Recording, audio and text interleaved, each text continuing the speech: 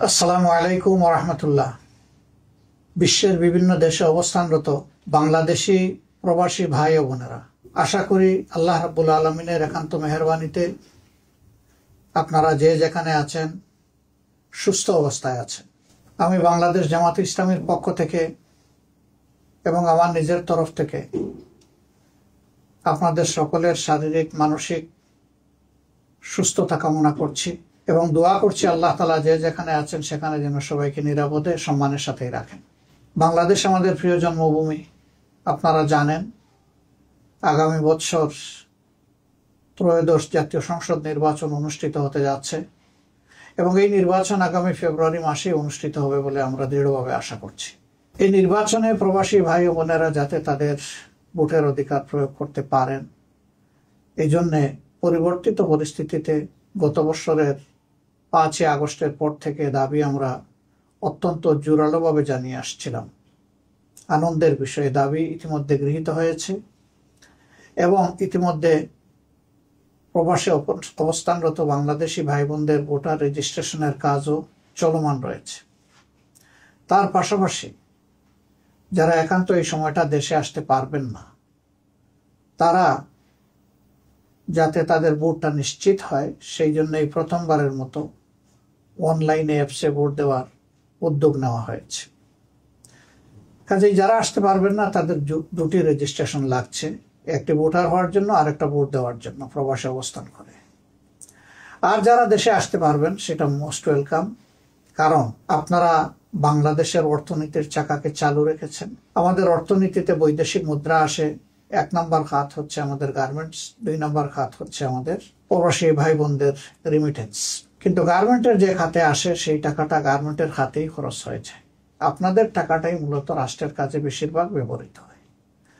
আপনি জানেন না অথবা জানেন যে আপনাদের এই কষ্টের অর্জিত অর্থ যা দেশের জন্য, পরিবারের জন্য আপনারা পাঠাচ্ছেন, সরকারি অব্যবস্থাপনা, দুর্নীতি, লুটপাট ইত্যাদির কারণে এই টাকার প্রপার সদ্ব্যবহার হয় না। আবার সেই জায়গায় আপনারা কোনো আওয়াজও সেভাবে তোলার সুযোগও দিতে পাননি।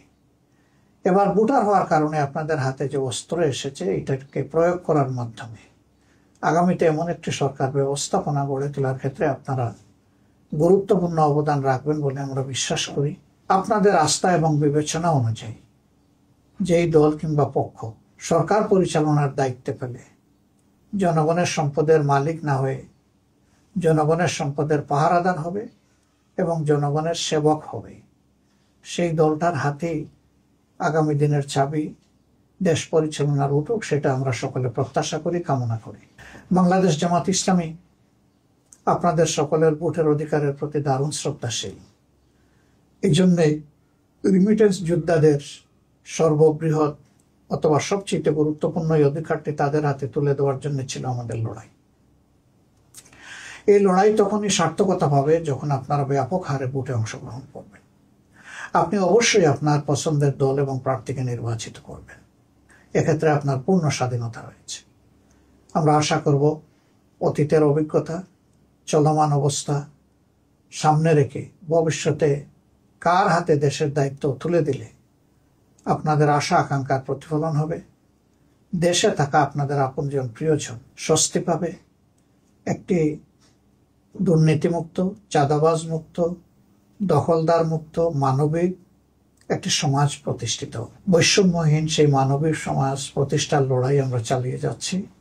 এই লড়াইয়ে আপনাদের সকলের দোয়া, ভালোবাসা, সমর্থন আমরা প্রত্যাশা করি। আপনারা ভালো থাকবেন। আল্লাহ তাআলা আপনাদেরকে, আপনাদের পরিবারের সকলকে, আপনাদের বন্ধু বান্ধবকে সুস্থ রাখুন, ভালো রাখুন।